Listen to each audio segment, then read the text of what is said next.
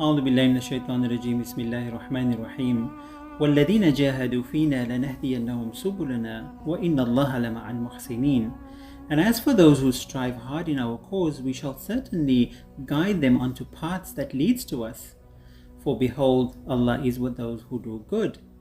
يريد الله ليبين لكم ويهديكم سنن الذين من قبلكم ويتوب عليكم والله عليم حكيم. Allah wants to make things clear for you and to guide you onto the ways of life of those who preceded you, and to turn to you in mercy, for Allah is all-knowing, wise. The words subula and sunan in these verses both refer to different paths, different ways of life, and different traditions that were followed by people before the advent of Islam. And some of them are mentioned in Surah Baqarah. Those who believe, those who follow the Jewish faith, the Christians, the Sabians, and all those who believe in Allah and the last day and do good, they shall have their reward with their sustainer, and they would not need to fear nor grieve.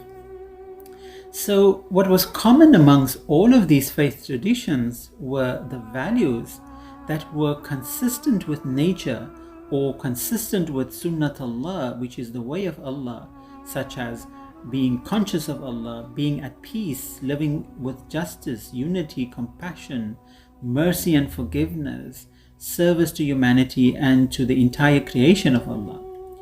So we have to make a distinction between our religious identities, which are constructed, versus values which are imparted through religious traditions.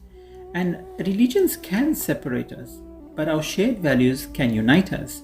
So when Allah said to the Nabi Muhammad ﷺ towards the end of his mission, Al-Yawma akmaltu lakum dinakum wa atmamtu alaykum ni'mati wa raditu lakum al-Islam dina. Today I have completed your way of life for you, and I have bestowed my favors upon you, and I'm satisfied with Islam as your way of life. Allah was expressing satisfaction with Islam since its practices were in tandem with the common values in other faith traditions that went before it. So no matter which religious tradition we follow, if we adhere to these common values imparted through our faith traditions, then we do not have to fear nor grieve. No prophet has come with a religion. Religions were constructed and organized after their demise. Prophets came with a set of values that emerged through their challenging experiences and the practices which they inculcated to maintain those values.